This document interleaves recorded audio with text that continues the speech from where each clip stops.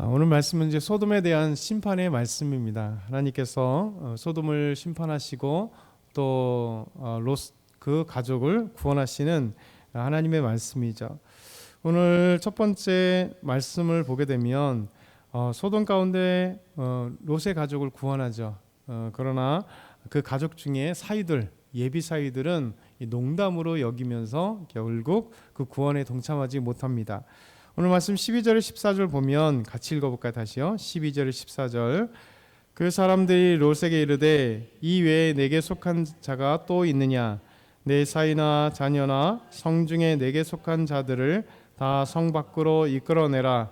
그들에 대한 부르짖음이 여호와 앞에 크므로 여호와께서 이곳을 멸하시려고 우리를 보내셨나니 우리가 멸하리라.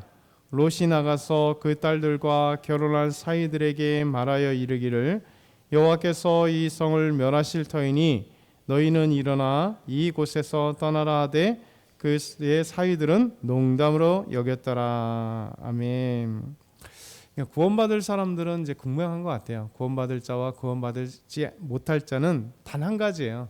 그러니까 하나님의 말씀에 순종하느냐 순종하지 않느냐죠.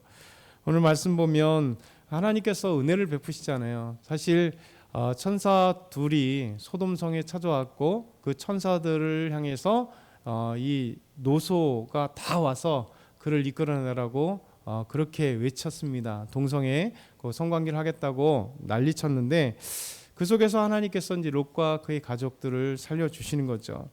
분명히 롯에게 찾아왔을 때 지금 이제 잠을 자려 할 때라고 그랬잖아요. 이 두 천사는 이 너희들 구원한다 이렇게 얘기를 하지 않았었어요. 근데 오늘 말씀 보니까 이제 롯에게 이제 이야기하면서 내게 속한 자가 있느냐, 사위나 또 자녀나 성중에 내게 속한 자가 다 성 밖으로 나가라. 그러니까 하나님은 놀라운 구원의 손길을 내미는 거죠. 분명히 아브라함에게도 얘기를 했었잖아요. 아브라함이 50명 그러면서 10명까지 그 의인을 찾았는데 여기서도 그 말씀이 적용되는 것 같아요. 왜냐하면 분명히 롯과 그 가족만 구원하기로 하셨다면 천사들이 분명히 롯에게 이렇게 얘기했죠. 너와 너의 가족만 구원하려고 한다. 우리 성 밖으로 빨리 나가라. 여기 하나님께서 심판하실 거야. 이렇게 얘기했는데 그게 아니라 너에게 속한 모든 자를 마지막으로 얘기할 때 그렇습니다. 내 사위나 자녀나 성중에 내게 속한 자들을 다 성 밖으로 이끌어내라. 그러니까 뭐 종이 됐던 뭐 친구가 됐던 무가 됐던 이끌어낼 수 있는 사람은 좀 이끌어내라는 거죠. 내게 속한 자는 그 이유가 바로 소돔성으로 온 이유도 있고 다시 말씀하십니다. 부르짖음이 여호와 앞에 크므로 여호와께서 이곳을 멸하려고 우리를 보내셨나니 우리가 멸하리라. 그러니까 부르짖음이 여호와 앞에 크다. 이 부르짖음 왜 부르짖었을까요? 소돔성 사람들은 몰랐던 거죠. 소돔성 사람들은 쾌락과 환락과 기쁨으로 있었는데 이 부르짖음은 소돔성 사람이 아니라는 거겠죠.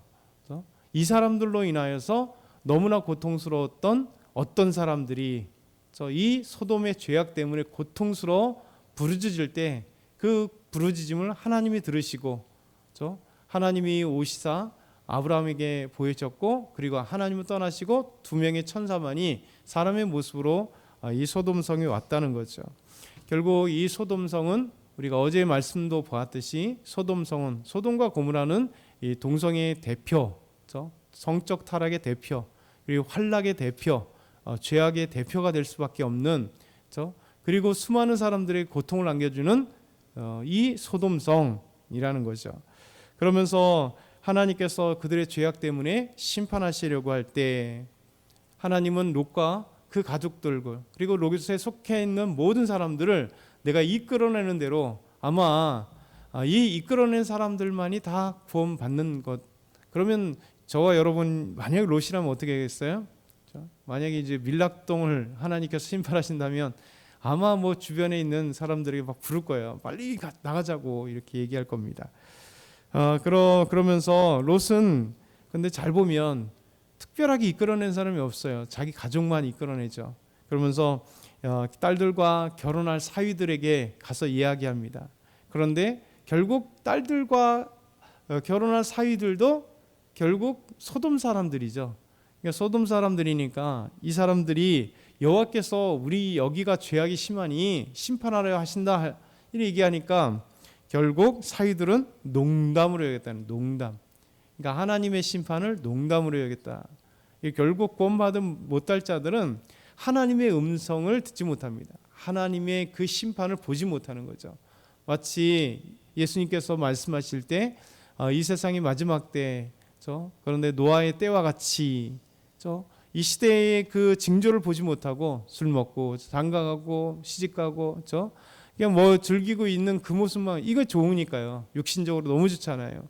매일같이 쾌락을 즐기고 먹을 거 마음껏 먹고 놀러 다니고 다 근데 하나님이 원하시는 모습을 볼 수 없는 거죠. 이 시대의 한국 교회의 모습이고 한국 그리스도인의 모습인 거죠. 그러니까 잘 보면 우리 한국 교회 그리스도인들이 이 시대와 함께 이렇게 가다 보니까, 시대의 음성들을 너무 듣다 보니까 교회는 그냥 뭐 안 나가도 그만, 주일날 안 나가도 그만, 나가도 그만, 그런 사람이 너무 많아지는 거예요. 그러니까 하나님의 음성을 너무나 귀 기울이지 않는 시대가 되어버렸어요. 근데 그게 보편적인 그리스도인이 되어버렸기 때문에 자꾸만 세대에도 꼭 먹고 알먹기식으로 교회에서는 은혜 받고 나가서는 세상과 동일하게 살아가, 아무런 그런 게 없으니까요. 근데 하나님은 다 지켜보고 계신다는 거예요. 그렇기 때문에 우리가 세상은 아무리 이렇게 흘러간다 할지라도 하나님이 계시다는 것을 아는 사람은 그래서 좀 불편한 것 같아요. 왜?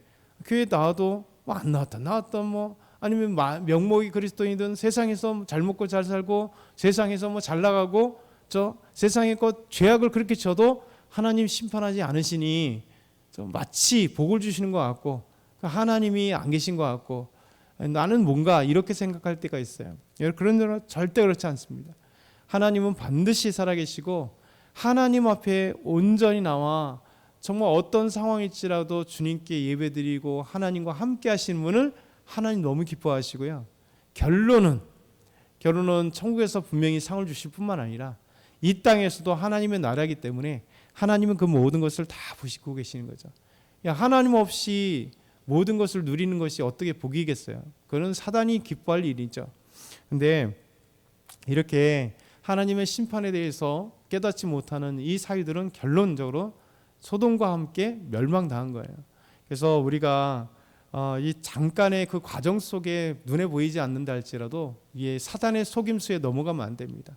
그래서 우리가 언제든지 힘들고 어렵지라도 하나님 나가면요, 우리가 잠깐 심는 것은 하나님께서 우리 천국에서의 그 상이 이 세상이 그 어떤 것보다 너무 크기 때문에, 너무 아름답기 때문에 하나님 앞에 인내했던 것처럼 우리가 하나님 앞에 인내하는 것은 정말 아름다운 거죠. 그리고 이 땅에서 분명히 하나님 때가 되면 언제든지 우리에게 믿음의 상들을 하나님 계속해서 주신다는 겁니다. 오늘 두 번째 말씀 보면 심판은 긴박한데 롯은 소돔을 떠나지 않으려고 해요. 롯조차도요. 15절에서 16절 보면 동틀 때 천사가 롯을 재촉합니다. 그렇죠? 재촉하고 있어요. 사실 심판한다면 어떻게 해야 되겠어요? 롯이 빨리 그냥 막 가족들을 여기 심판하면 어떻게 하셔요? 그걸 막 찾고 막 해서 얘들아 가자, 지금 하나님이 심판하신다 이래야 되는데 롯도 사실 우리도 그렇지만 이 도시가 좋잖아요. 도시 떠나서 나는 자연이다. 그래서 사실 대부분 다 자연인을 저도 즐겨보는데 자연인의 대부분 다 사람들에게 치고 아우 사람들이 싫어, 돈이 싫어, 그냥 그리고 망했던 사람, 이런 사람들은 쉽게 산으로 가요. 왜? 더 이상 여기가 미련이 없기 때문에. 그런데 대부분의 사람들이 미련 있잖아요. 도시에 사는 게 미련 있고 서울에 사는 게 미련 있고, 저와 여러분도 마찬가지잖아요. 의정부 살지만 서울 가고 싶잖아요. 서울에서 밀려와서 의정부에 있는데 언젠가는 가리라 했다가 못 가고 있는 거잖아요. 그런 느낌이잖아요. 근데 모든 사람들이 또 의정부 살면 또 저 시골에 가서 살아 그러면 잘 안 살려고 그러죠. 왜? 도시의 그 편안함을 느꼈기 때문에. 마찬가지예요. 양들을 키우다가 소돔이라고 하는 환락의 도시에 가 있으니 얼마나 편해요. 저 마트가 옆에 있고요. 뭐하게 옆에가 있고요. 그러면 얼마나 편하겠습니까? 그러니까 하나님의 심판에 기울이지 않는 거예요. 이 시대도 마찬가지입니다. 너무 세상이 좋으니까 하나님을 보려고 하면 하나님은 안 보이고 저 교회에서 주는 것은 적은 것 같고, 근데 세상에 주는 것은 너무나 안락하고 저 너무나 좋은 것들이 많은데, 그러니까 세상을 잘 떠나려고 하겠어요? 그렇지 않잖아요.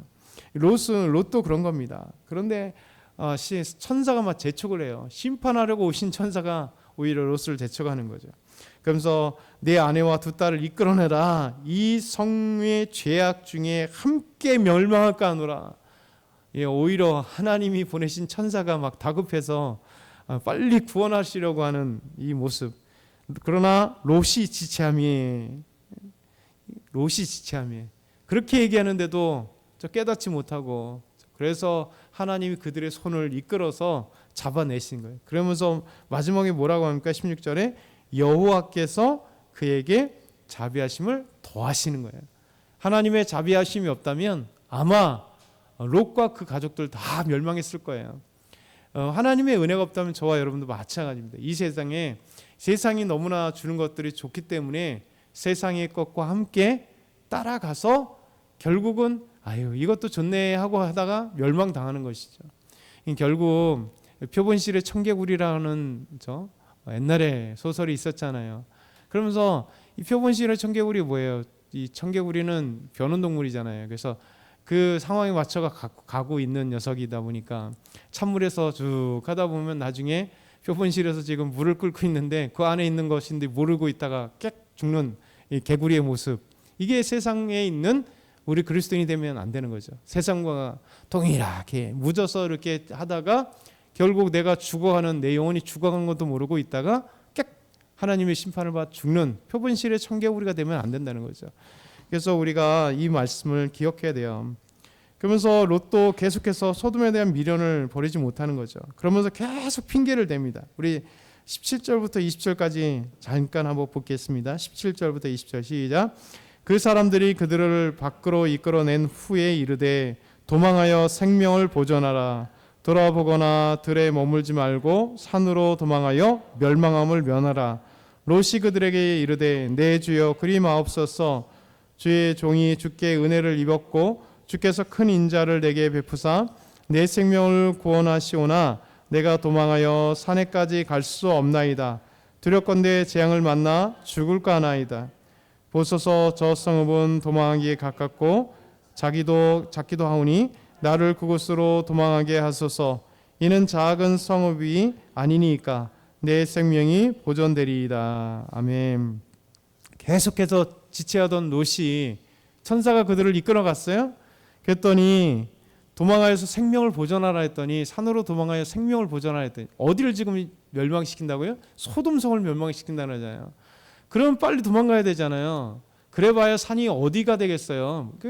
실제 가보면 거기서 얼마 안 떨어져 있어요. 요단 동편에 산이 얼마 안 떨어져 있단 말이에요. 그러면 뭐 냈다 달려야죠. 지금 여기가 어떻게 되는지 모르겠는데. 근데 롯은 또 핑계를 댑니다. 주께 은혜를 입었으면. 말은 좋은 얘기죠. 그런데 못 가겠다는 거예요. 힘들어서 못 가겠다는 겁니다. 나는 이 도시 생활에 젖어서 이 도시를 못 떠나겠다는 사실은 그 아는 거 있는 거잖아요. 그러니까 자꾸만 재촉을 해도 머물러 있으려고 했던.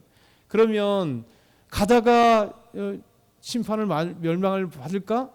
무슨 가다가 멸망? 여기 하나님께서 심판하겠다고 하는데 무슨 가다가 구원하시려고 하는데 왜 자기를 멸망시키겠어요? 아니잖아요. 그러니까 다시 눈에 보이는 게 다 아는데 옆에 조그만 성인데 다시 성이에요. 마을로 들어가겠다고 하는 거예요. 하나님이 죄악 때문에 소돔성을 심판하시려고 하는데 얘가 이야기하는 게 다시 조그만 성 저기 있으니까 저기까지 그냥 가겠습니다 이거예요. 참 롯의 그 모습을 보면 답답한 거죠.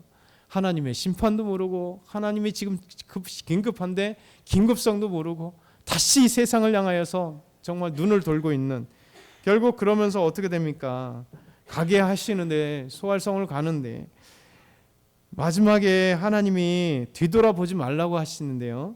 그런데도 불구하고 뒤돌아보는 롯의 아내, 세상을 그립고 세상을 미련을 두지 못해서 하나님의 심판을 그렇게 내려짐에도 불구하고 다시 돌아보는. 그래서 롯이 소알에 들어갈 때 해가 돋았고 여호와께서 하늘 곧 여호와께서로부터 유황과 불을 소돔과 고모라에 비같이 내렸다 이렇게 말씀하세요. 놀랍잖아요. 결국 소갈성으로 가게 허락도 하셨고요.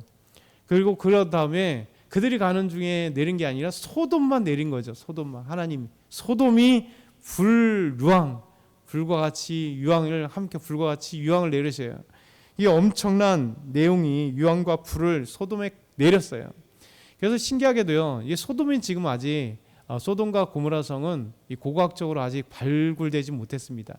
어디 있는지 잘 몰라요. 그러니까 사해 남단은 분명한데 문제는 사해 남단에 상당수가 그냥 그 냄새가 가면 남단 쪽에 유황 냄새가 지금도 많이 나요. 유황이 얼마나 많이 있는지. 그래서 유황들이 그 사해 남단만이 그렇게 가득해요.